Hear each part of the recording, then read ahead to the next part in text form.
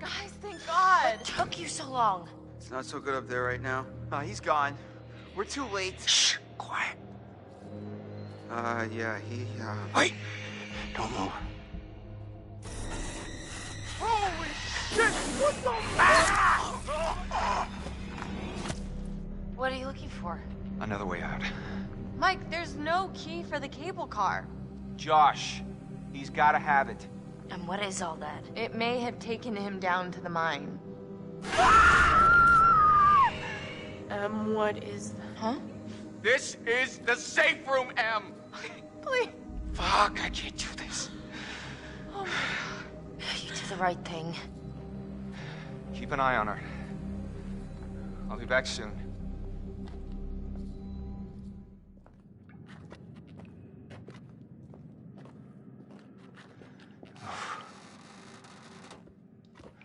Oh, yeah, okay.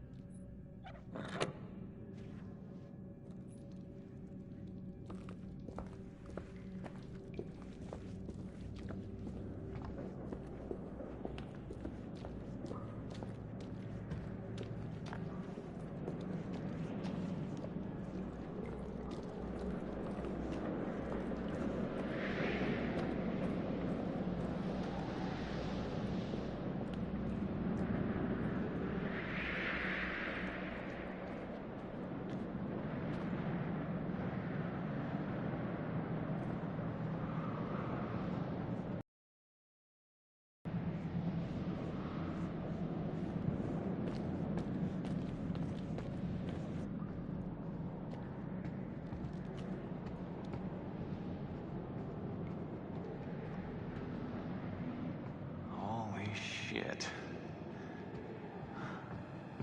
Huh.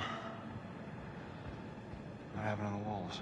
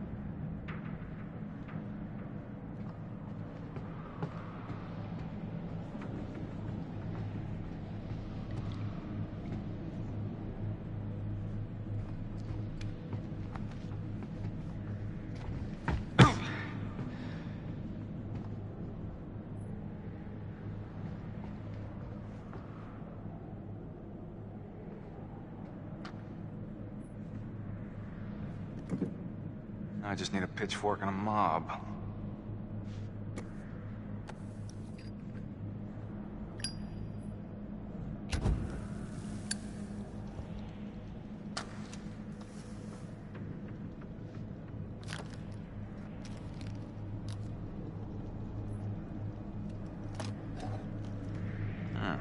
Good enough.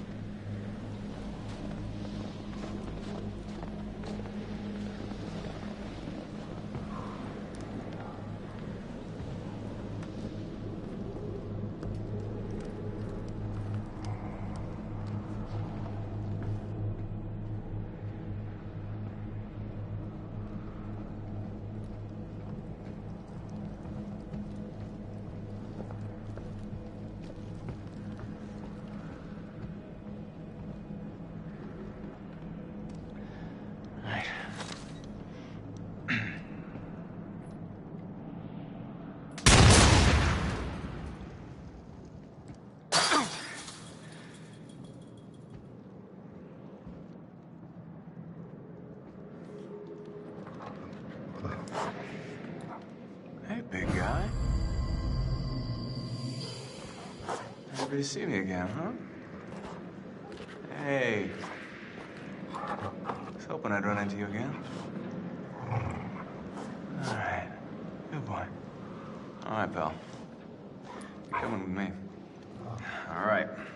Here's the plan. I happen to see a map of this place, so we're not flying blind. There should be a way through the psychiatric wing that'll take us right outside the mine. Think you can handle that? Couldn't have said it better myself. Boy.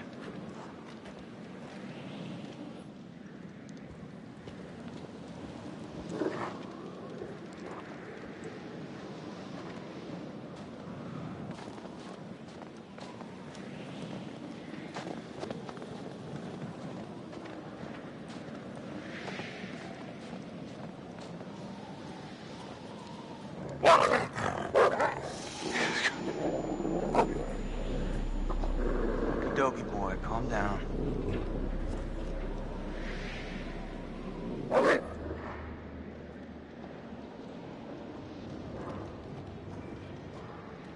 Wish I could move like you, Wolfie. I'm stuck on this side. All right. There goes nothing. Awesome.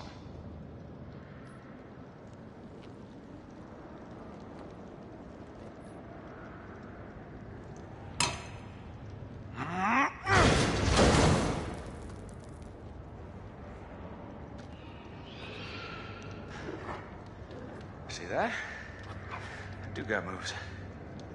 Don't I, Wolfie?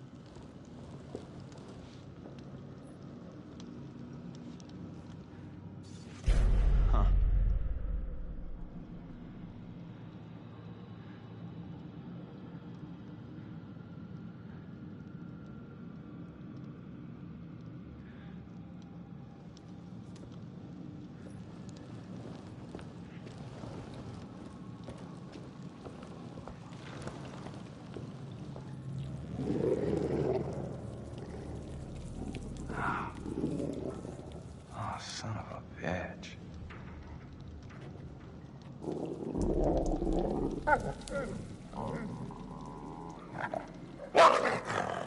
Jesus Christ. What the fuck have I got myself into?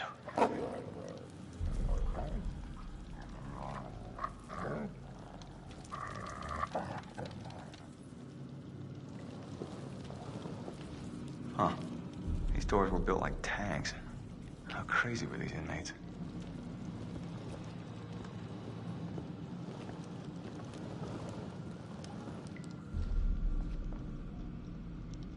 What went on here? This is nuts.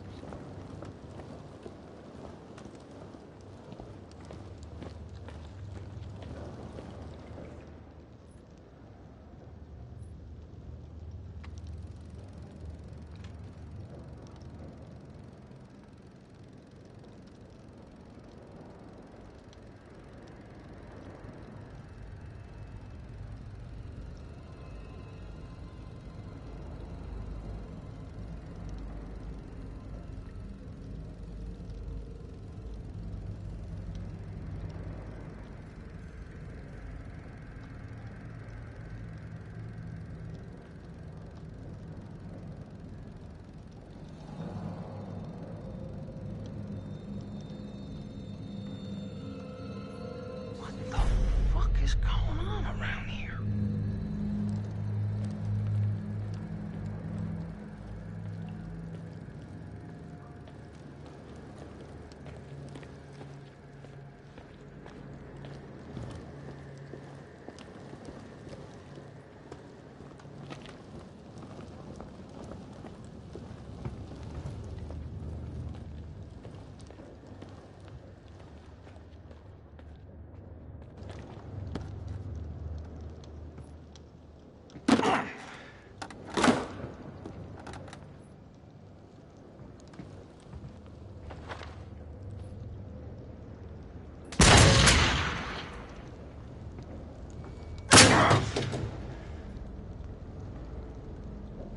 Holy shit. Who is this guy?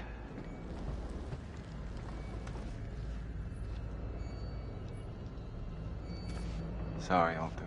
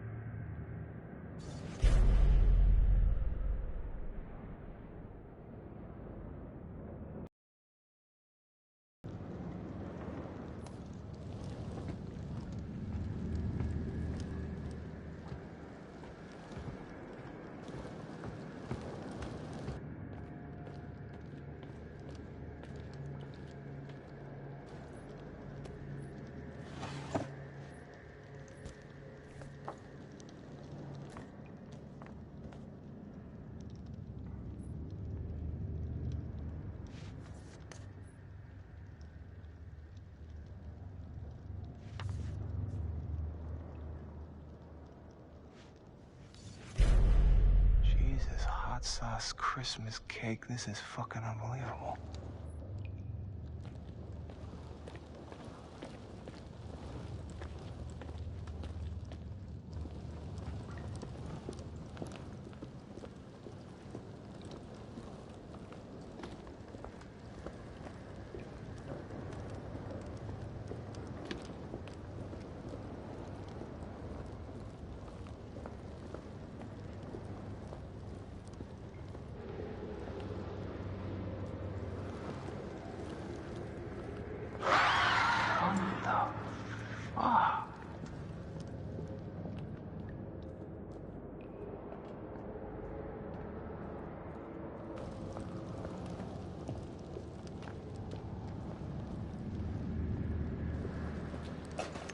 Huh?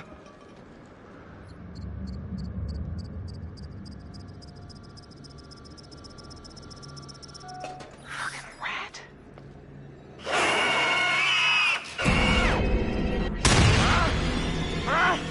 How's that for you, fuck?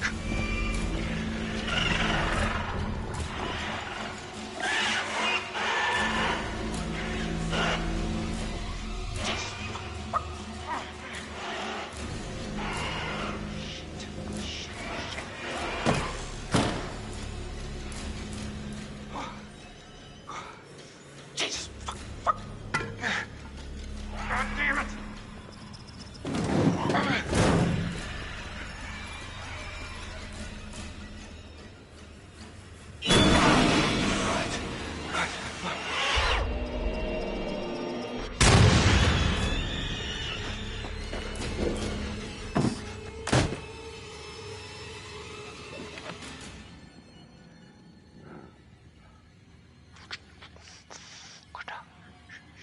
It's okay, the hell was that?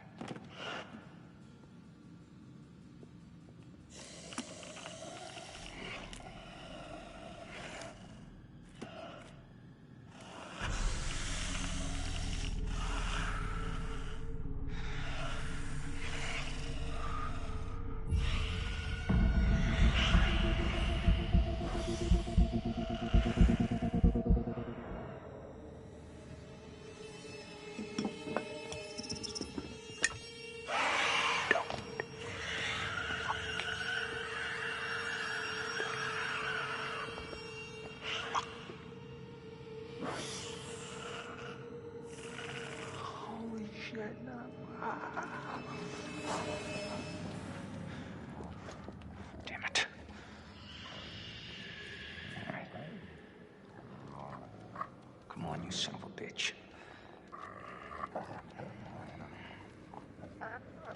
Where are you?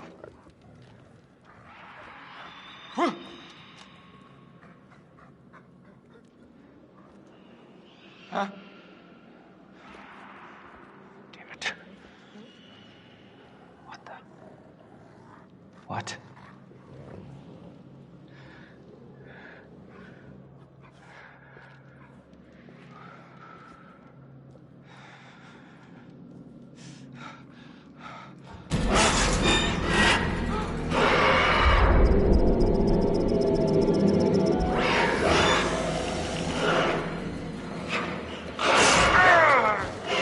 Fucking move, Wendigo.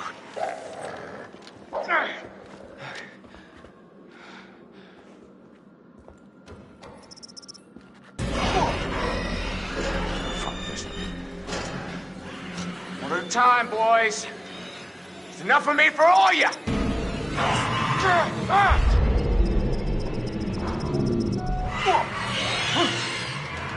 Huh?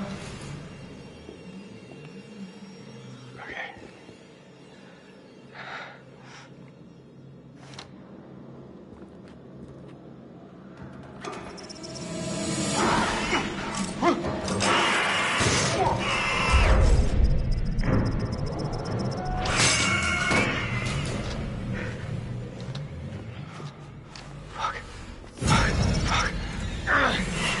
Yeah?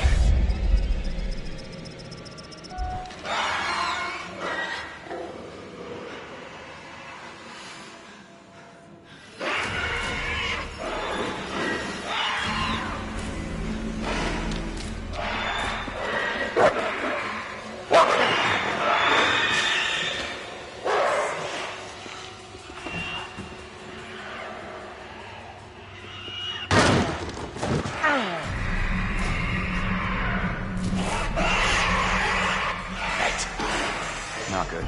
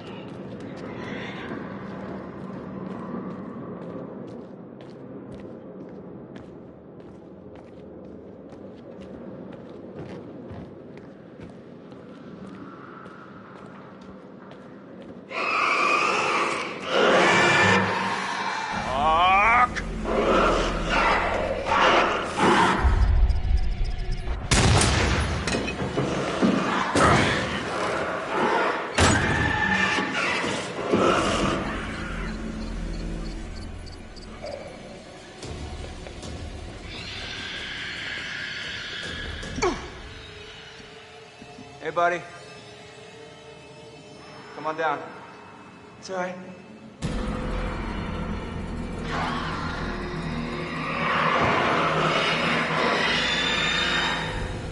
What the fuck?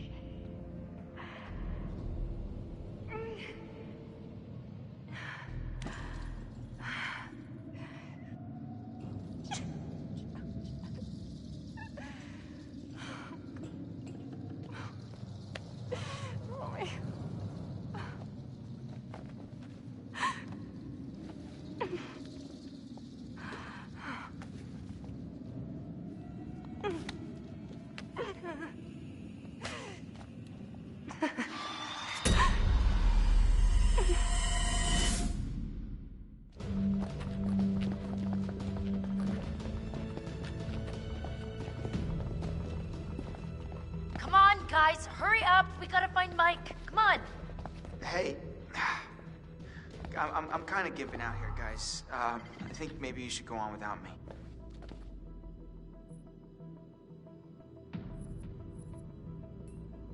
No, Chris, we are not leaving you. We're sticking together. Mike will just have to wait.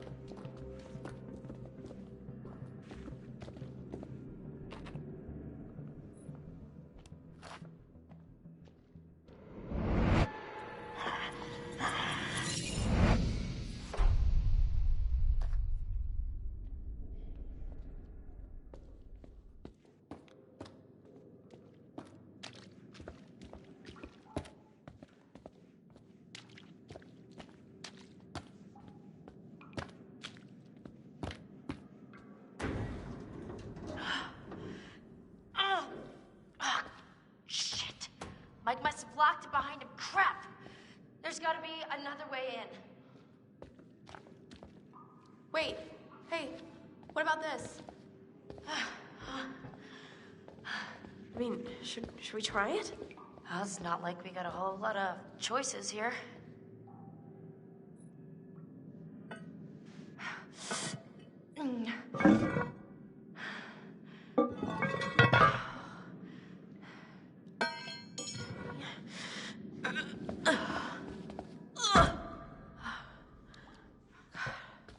Okay, this is maybe the last place I would want to be right now. So who's going first? After you.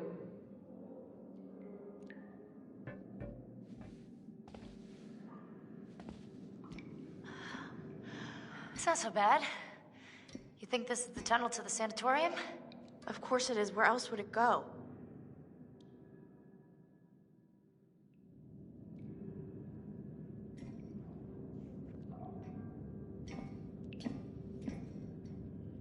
Chris, I know you're hurt, but you gotta move it, all right?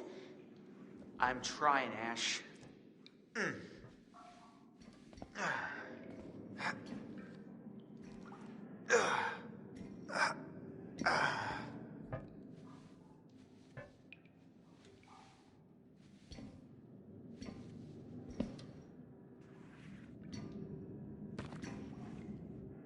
Hey, we should close this, right?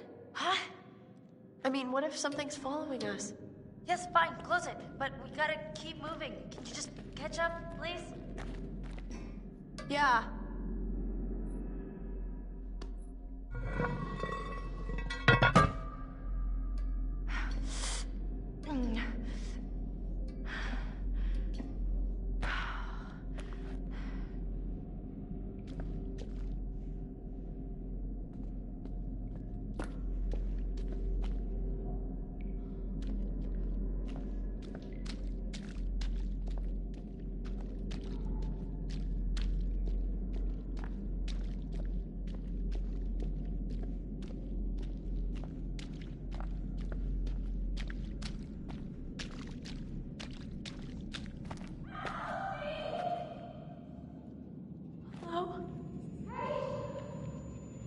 Who's there?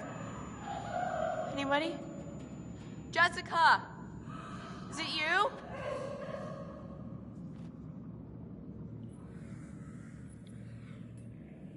Hello?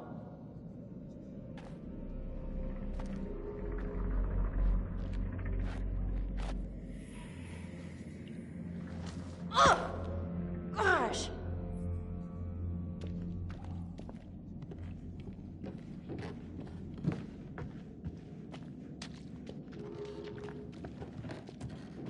God, I am so glad to see you. Glad you're safe.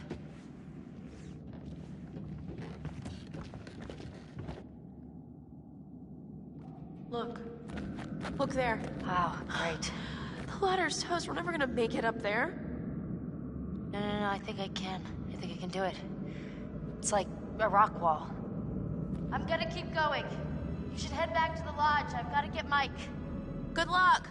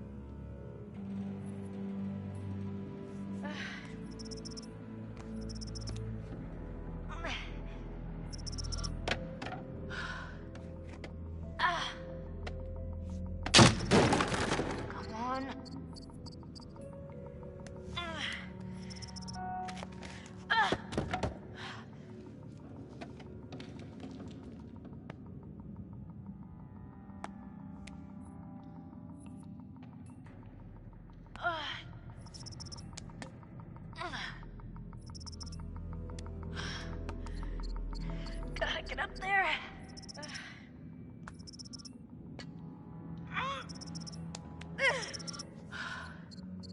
You've done this before.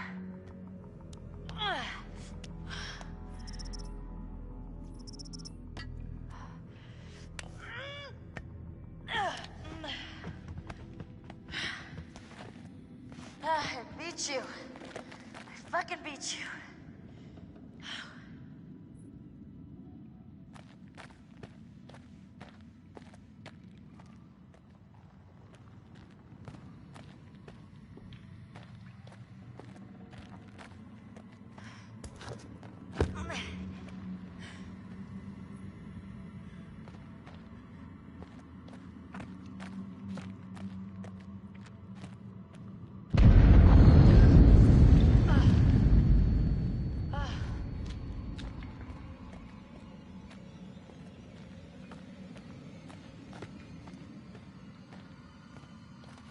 Hello?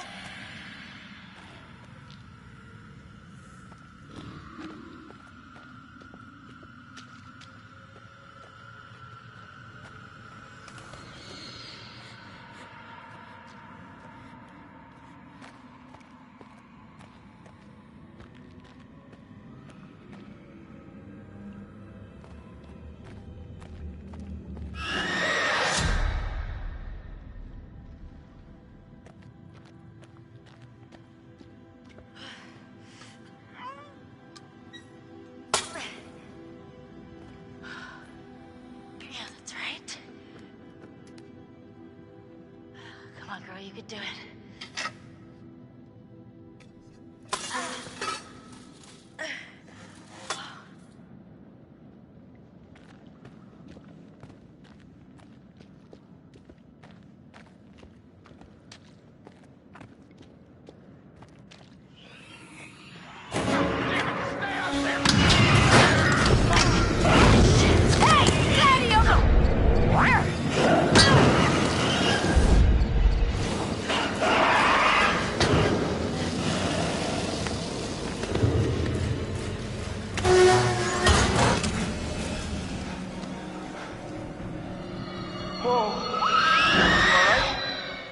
Define all right.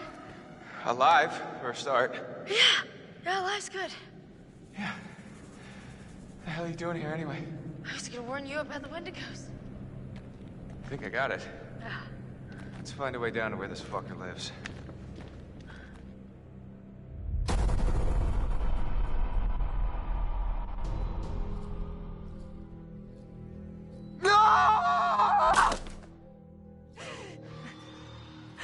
Mike, there's no key for the cable car.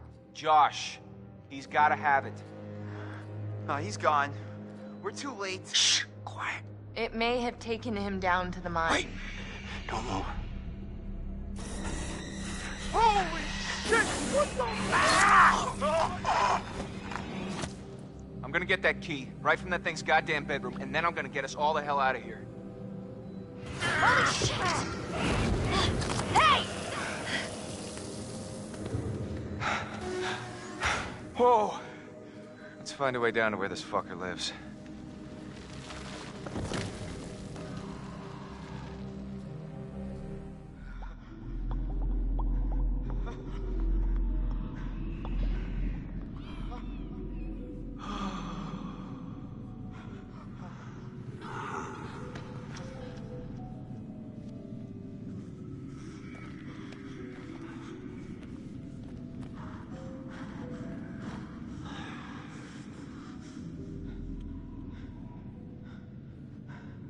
I wonder how much these sessions are of any help to you now. Just won't listen to me and things seems pretty fucked up.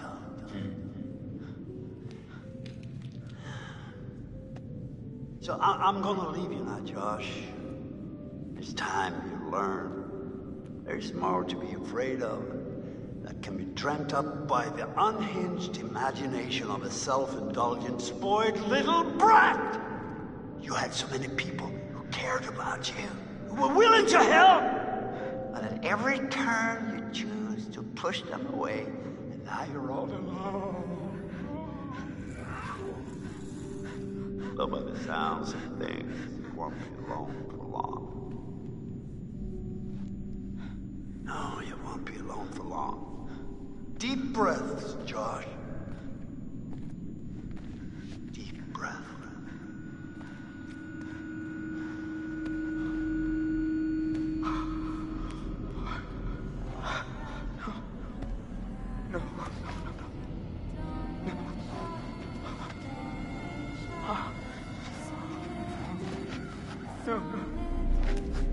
No, not again.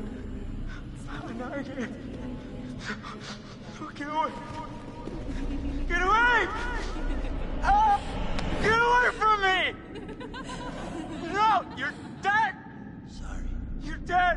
Shut up! No! You're dead! It's not ready. You manipulate us. You are a coward. There, gun. Yeah. One is down. I don't take orders from you. You can't tell me what to do. You can't tell me what to do anymore. Let's run out for Josh. Okay. I trust you. I trust you. I trust you. No. You're not real. You were all alone down there. No, not again. All alone. But you're with us now. Family. Get away from me! Get away! Why didn't you save us, Josh? Why did you want us to die? I didn't want you to die. I swear.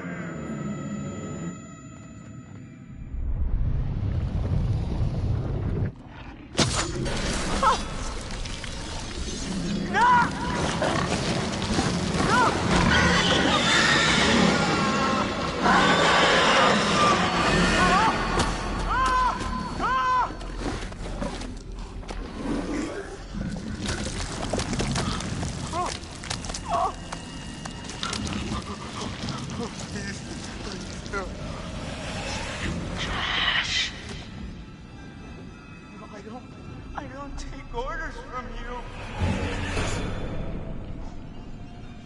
No! Is this what you want? No! No! Why are you doing this? Leave me alone! Why are you doing this? Why didn't you save us, Josh? Why did you want us to die?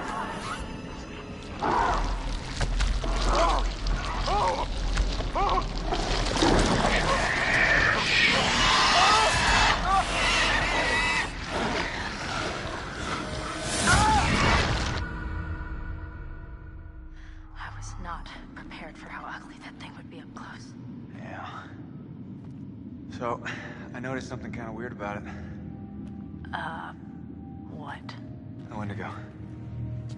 It had a scar. So? I've seen it before. What are you talking about? I saw these old pictures of some guys with that scar, and he was transforming into a Wendigo. You're kidding. It was one of the miners who'd been trapped back in the 50s in the cave-in, which means that thing is 80 years old. At least. Spunky for an old-timer. They cleaned the place out. Killed a lot of people. They? You mean there are more of them? Oh, yeah. How many? Too many. I think we're close. To the lair. How can you tell? I don't know, I just feel really terrible all of a sudden. Did I? I really don't want to go in there. There's no other way through. Mike, is that what I think it is? Shit. Looks like a grave.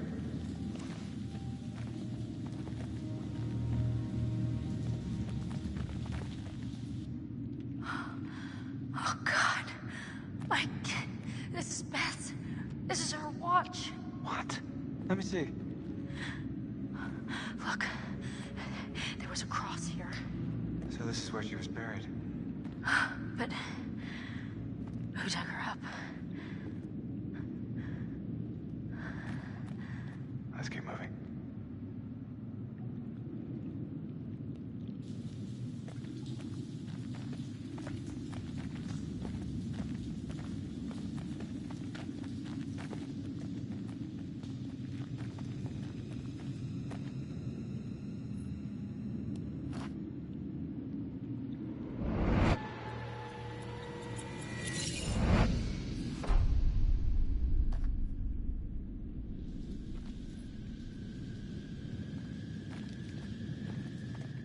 Fine. I'm going in. Oh, come on, it's okay. You sure? I'm not dead yet. Famous last words. Oh, It's freezing. shit. I can't feel my fingers.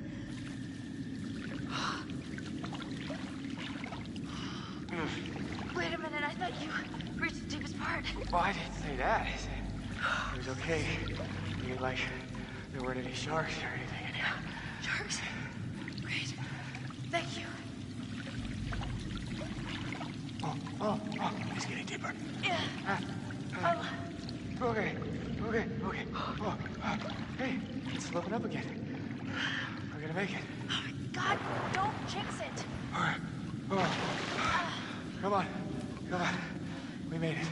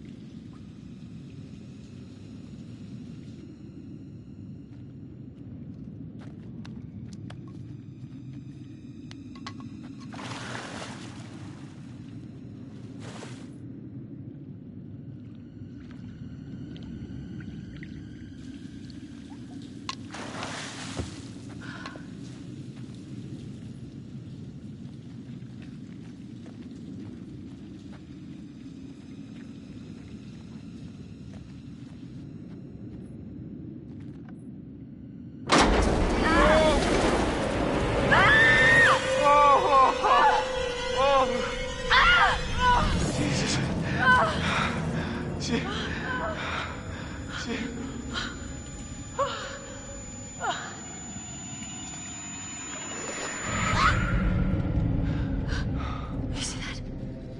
Yeah. Bodies. Yeah, a lot of them. Oh my God. No! I'm gonna be sick. Wait. Hold on. I think I saw something.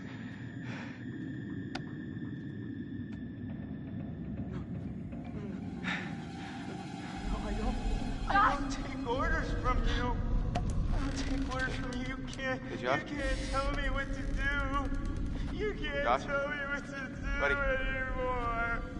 You can't tell me what to do. Oh, okay. I trust you. I trust you.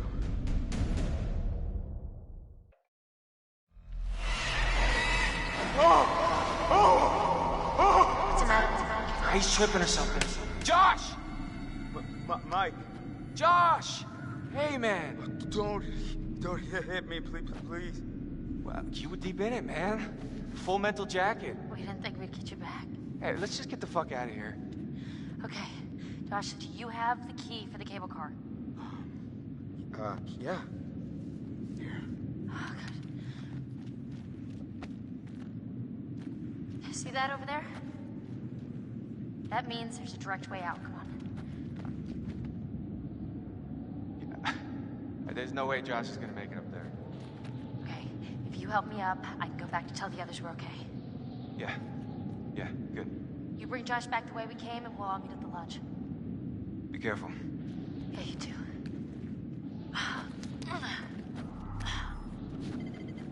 All right, let's go, you fucked up son of a bitch.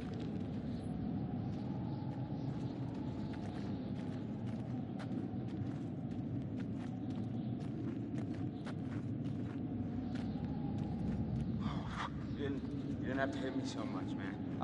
Yeah, I'm sorry about before, man. I thought you killed Jess. I was wrong.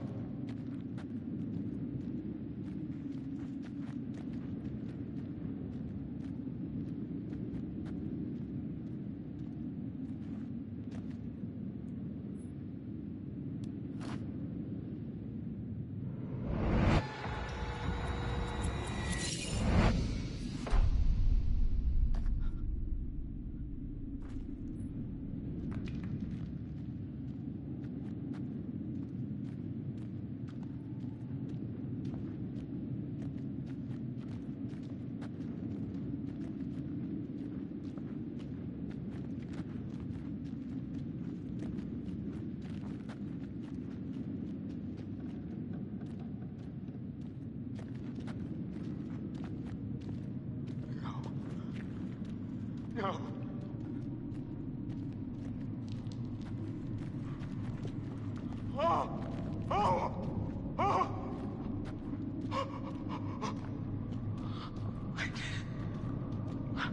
I didn't want you to die.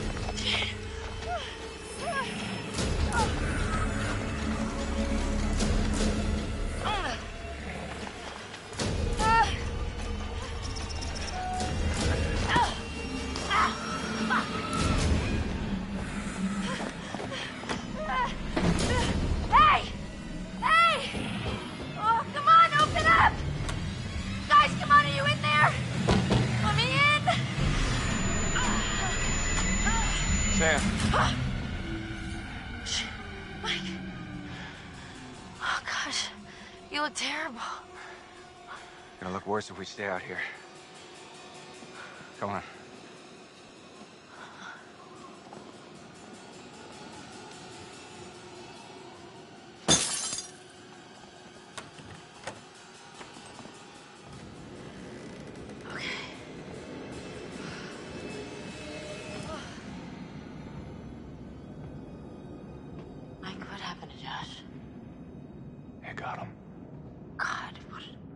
Awful way to go. Not good. What do you think we should do? We should check the basement. Might be someone left down there.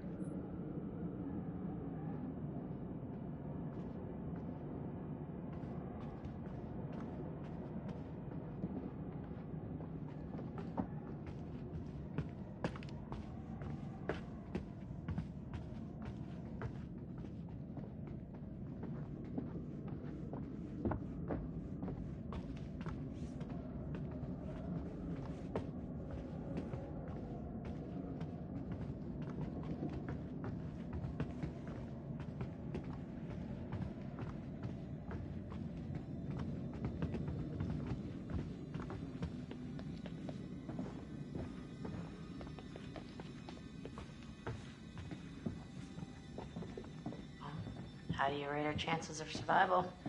Hmm? I'm trying not to think about it. Go, go, go! Run! Oh, shit!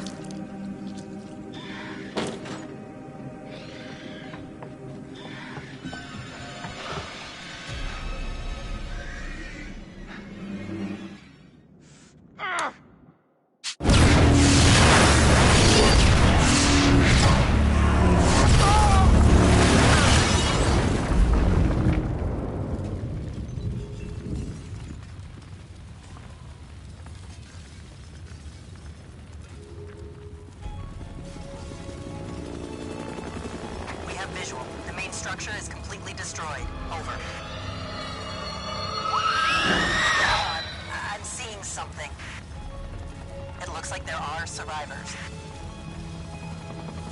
Let's pick them up.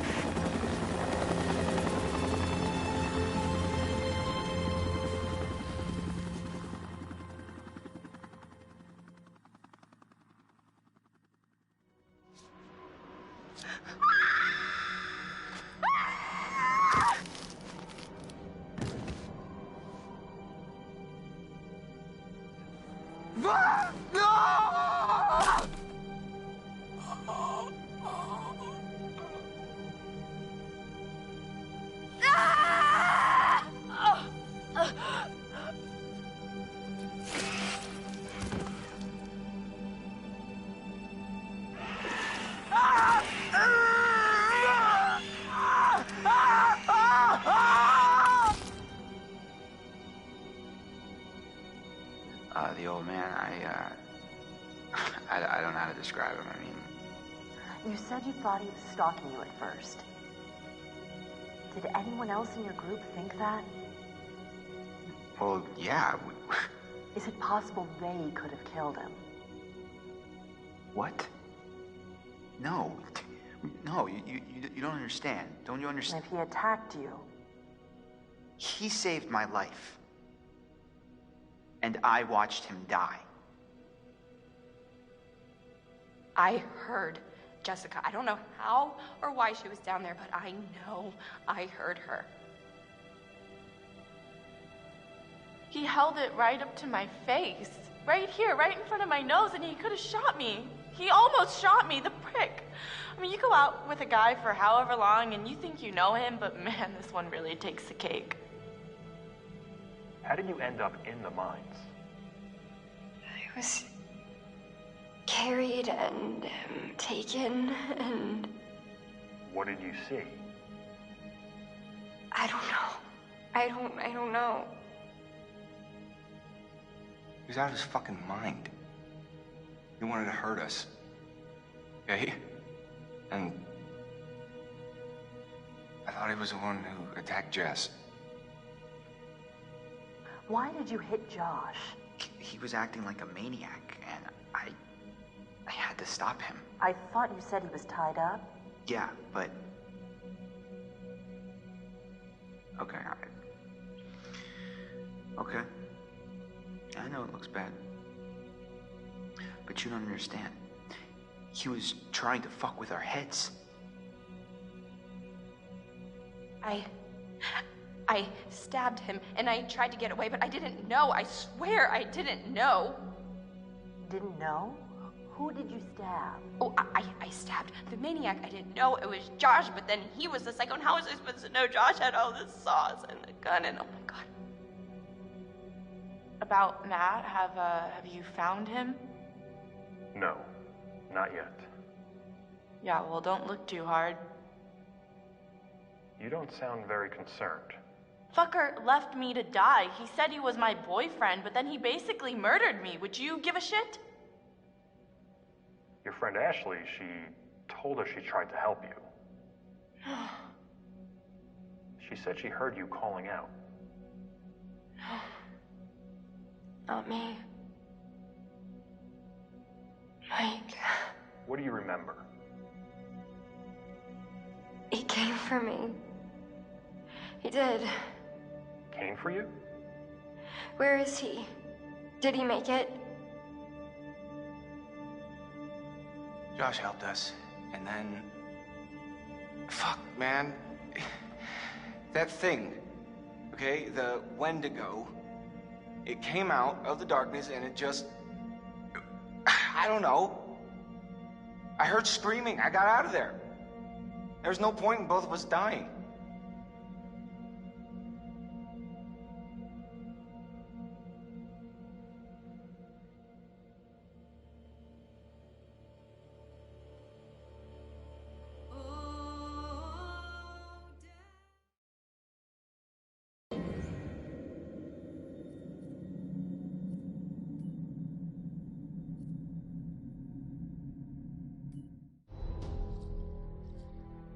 Hi, this is Lee Robinson, production designer on Until Dawn.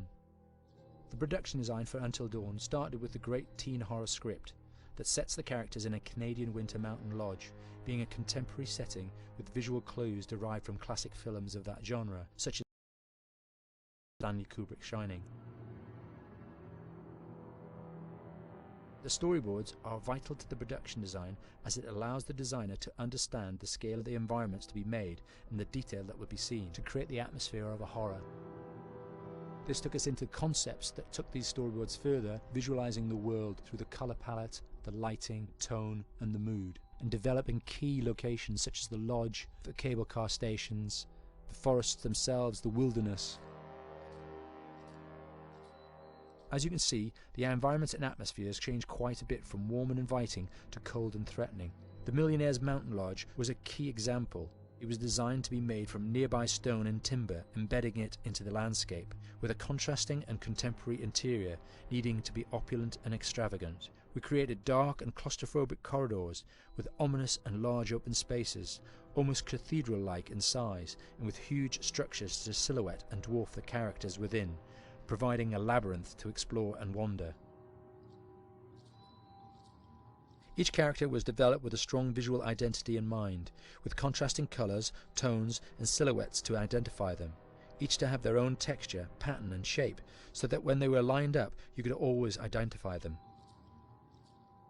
The costume designs allowed a range of clothes that would suit them for the cold winter weather, but also have an element of style and individualism, so that the audience could look at them and relate, recognizing themselves within them. A lady would like to cuddle up with her man by a nice cozy fire bathed in atmospheric mood lighting. Right. It'll get plenty toasty once we're rubbing up against each other. Mike. Yeah. Fire and mood lighting. Yes. Working with the lighting artists, we really brought the look and feel of the world together, and this required a thorough understanding of the visual language of teen horror. A key scene was where all the characters emerge out of the rear of the lodge chasing Hannah. A contrast is evident straight away from the exterior wilderness to the warmth of the lodge. The attention to character lighting here is through the bounce and rim lighting, accented colours and composition, creating characters that come from the dark into the light and back again with an emotional effect. Guys, there's someone outside. What the hell? Hannah! What's going on? Where's my sister going? It's fine. She just can't take a joke. It was just a prank, Han.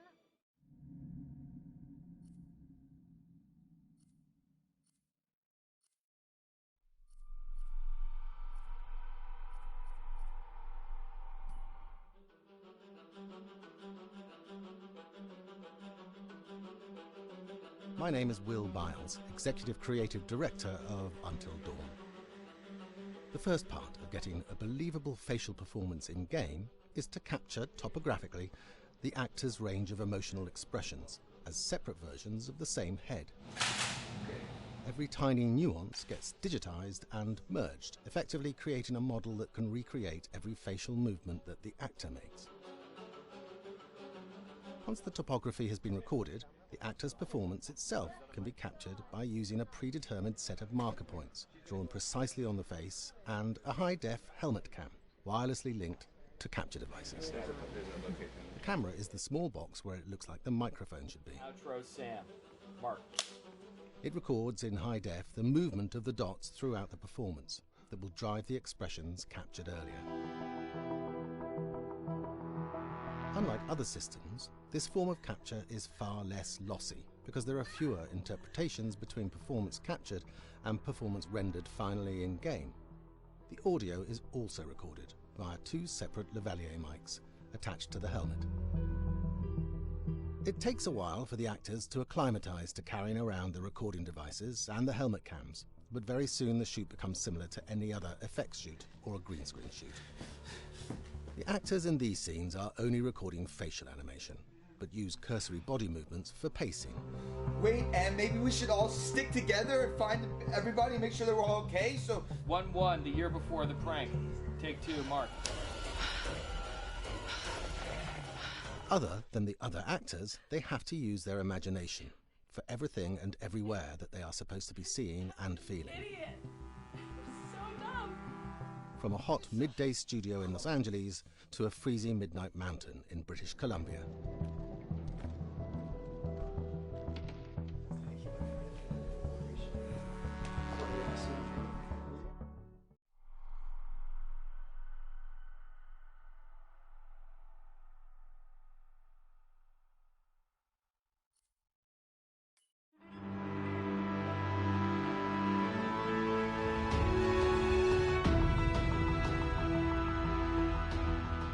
Because Until Dawn has a dynamic, ever-changing story, the facial performances and the body performances are recorded separately, with different systems.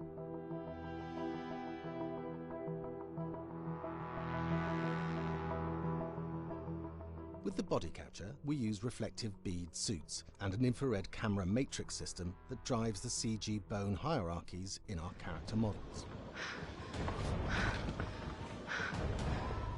These performances cover everything from character locomotion, scene-specific performances and stunt work, most of which was recorded at studios in Pinewood and Shepperton, near London. Hannah! Hello? Combining all the elements seamlessly in the final game becomes a formidable editing and logistical task. Every variation, both physical and emotional, must be combined in these multi-edits. Scaffolding props have to stand in for the sets, because the hundreds of infrared cameras have to be able to see all of the reflective beads on the actor.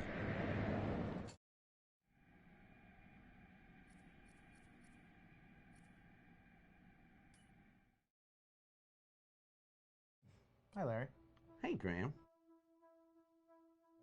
Hi, my name is Graham Resnick. I'm a filmmaker, writer, director, sound designer, and I started working with Larry Fessenden about 10-15 years ago through my friend Ty West, who I grew up with, and have done a lot of sound design with on his films. And he was producing Ty's films at the time, and Ty introduced me to Larry. Larry produced my first feature, and we've written together on several projects. My name is Larry Fessenden. I'm a filmmaker. I run Glass Eye Pix, which is an independent production company out of New York. We make indie movies, a lot of scary movies as well. And I got a call to audition to write this video game. And I called my pal Graham Resnick because Graham is a gamer. And while I thought I could offer something to the idea of writing this multi-branching story, I knew that I would want Graham's expertise as a lover of gameplay, since I guess games were started. So and just as a lover. And as a lover, yes. Which is why there's so many sex jokes in the game. There was one Italian website that did say the Larry that's Fessenden right. and Graham Resnick, the two lovers behind Until Dawn. Come here. Maybe I know how to handle you too. I am definitely ready to be handled. So I wanted Graham by my side. Yeah, and we got the gig, and it's been an amazing ride. Oh, hell yeah. Oh my god. She's taking her shirt off. What? Oh my god. Matt, what are you doing here? Hannah. I'm sorry, Hannah. This all got out of hand, but... So in the game, the basic setup is that a year prior to the game's start, all these kids had gone up to a ski lodge that was owned by the parents of one of the kids, or a couple of the kids, and some of the teenagers played a prank on some of the other teenagers, and a terrible tragedy occurred when a few of them, two sisters, ran out into a blizzard, and were never seen from again.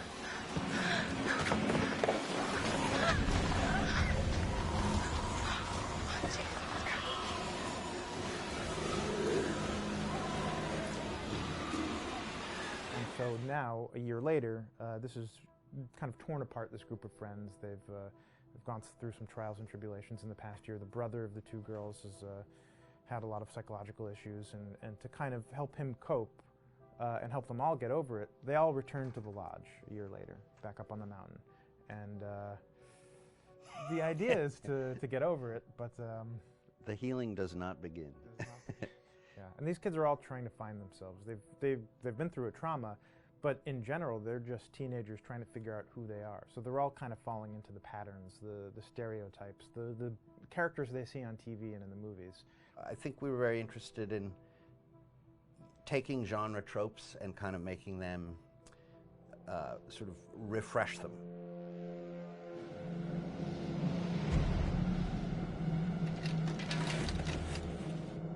Hey, did you see that? Dad said it'd just be us this weekend. We're familiar with how slasher movies work. Most people have seen some horror movies, and we have established notions and preconceptions about the roles of the players in horror movies and how they talk and how they get killed and how they have sex. And to bring you into the game that way and then subvert a lot of those expectations was kind of our goal. They're haunted by some incident that happened in their past, which I think you pretty much figure out that that's going to have a role in their interaction. Yeah, so I think what was fun was we take some sort of stock characters and we try to give them some shape, but at least at the beginning they're recognizable in the way of groups of friends. There's, you know, the jock and the bitchy girl and the rivalries between everyone. And oh my gosh, and really fun characters too. Like we just had so much fun living in the minds of these characters through writing the script. What do you think? Jesus! You know, it was fun. I think we were looking to get that kind of banter that you see both in movies, but also that you absolutely have with friends, and sort of those inside jokes. And of course, as writers and as friends ourselves, we sort of developed little tracks, and we try to give the characters that kind of vibe.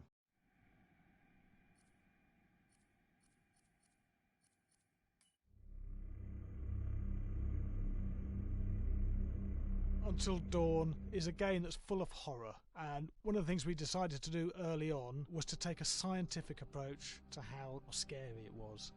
So we did experiments on people and we measured their responses to the game. We've created a test area. It's as close to a home setup as we can get it. We've recruited ordinary people to play the game and we've left them to play it on their own. You're turning the light off.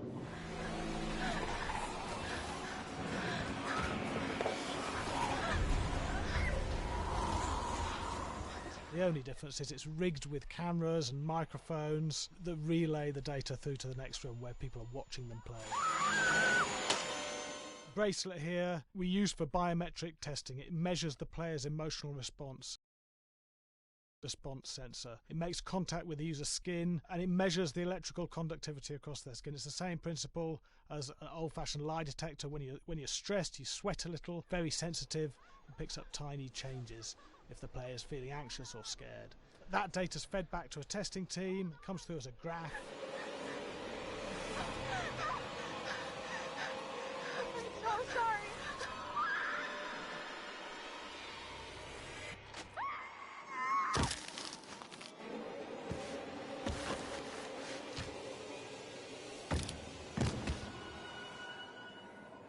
There's no point testing one or two people, you have to test a lot of people. And what's your step?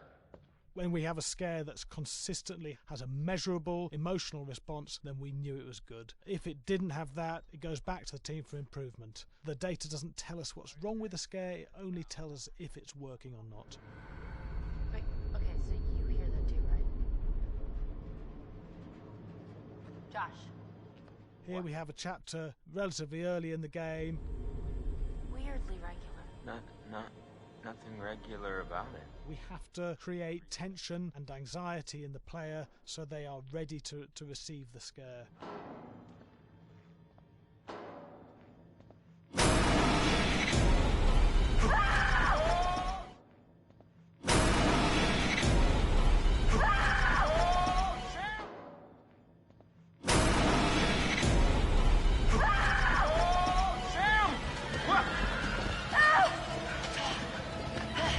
Give the player time to recover, to cool down, to calm down, and then start building the tension again before we do the next scare. Hey. What? Hey. What the hell? Ooh, you just got mugged.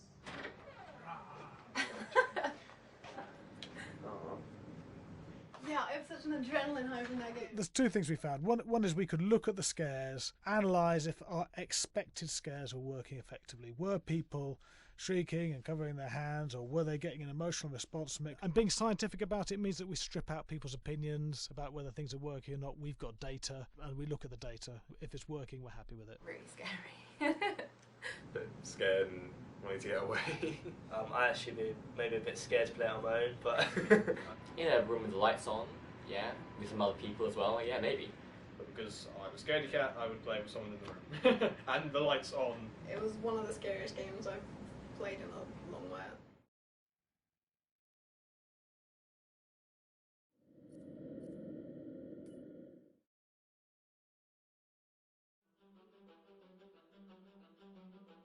I am Hayden Panettiere, and we are here at the studio recording Until Dawn. My name is Rami Malek, and I played Josh. My name is Megan Martin. My name is Brett Dalton. My name is Antonella Lentini, and I played Hannah and Beth. My name is Jordan Fisher, and I play the character Matthew, Matt for short. I'm Nicole Bloom, and I play Emily in the game. My name is Noah Fleiss. I am Galadriel Steinman, and I play Ashley. So, Until Dawn is the story of 8 teenagers who revisit this cabin in the woods about a year later after a really traumatic experience where I've lost 2 of my sisters, so coming to kind of get some closure in that respect. One of the things that Larry does really well is make these multi-layered characters, and I think for just the story in general, it follows the quintessential horror film plot lines, but the characters are so unique in themselves, and I think that's very cool. Oh, I hope this was the right thing to do. What? You know, getting everyone together on the anniversary. I mean, Josh seemed really pumped about us all doing something, didn't he? Yeah, no, he definitely did. I haven't seen him so excited about something in forever. Good, good. Sam and I have a few things in common, such as being huge lovers of animals, and she's a huge animal lover. She's vegan. She is a pacifist. I'm not quite sure if I'm gonna go as far as saying that I'm a pacifist, but she's spunky and cool. I know that she, I think, is made fun of a little bit by the rest of them who think that her morals and her beliefs in that area are a little ridiculous and they don't agree with them, but she doesn't care. It doesn't stop her from being herself, and that's something that I hope I have in common with her. You know, he definitely can be depressed at some times and a bit of a loner, but he takes some solace in one of his sister's friends, Sam, played by Hayden Panettiere, and invites everybody back to the same house the next year to kind of find some closure. Jessica she has a whole lot of personality. She is definitely the sort of mean girl character that, you know, at school she knows she's pretty, she knows that boys like her, and she's going to use it to her advantage. He's got a big heart, and you can tell that that's very evident, especially how he treats his girlfriend, Emily, and, you know, he's kind of a meathead, but in the best way possible. She really knows what she wants, and she manages to get that from whomever it is, whether it be Matt or Mike. You know, she's really driven, and I can definitely relate to that. My character is Chris, and he is what society might consider the nerd of the group, and he kind of embraces it. Ashley she's a little more serious than some of the other girls. She's definitely very intelligent and thoughtful. She kind of looks at the whole big picture of things. She's not quite as geeky as Chris, but they connect in a lot of ways. Mike is like big guy on campus. He's the class president who has some charm and has brain, and I don't know, people seem to like Mike. He gets away with a lot, though. He can be kind of jerky. The fact that he really just kind of wants everyone to be happy. When he wants he's a people pleaser, and I can definitely attest to being, you know, that guy. I'm always the friend that wants everybody to be happy and wants everybody to be taken care of, and that's definitely Matt. But also, like, this character is just so fun. I rarely get to play the bitch, and so it was really fun to do that. The spirit of things, seriously, what's wrong with you? Just try to lighten the mood, Em. Don't be like that. Like what? The way you're being. You always get like this. I just think this is just the coolest thing to be a part of, and I just think it's going to take the world by storm. I really do. I think this genre is the wave of the future, and I think that once people see the potential behind it, of getting to interact with the drama that you're witnessing unfold in such a realistic way, that this is how entertainment's going to be from now on.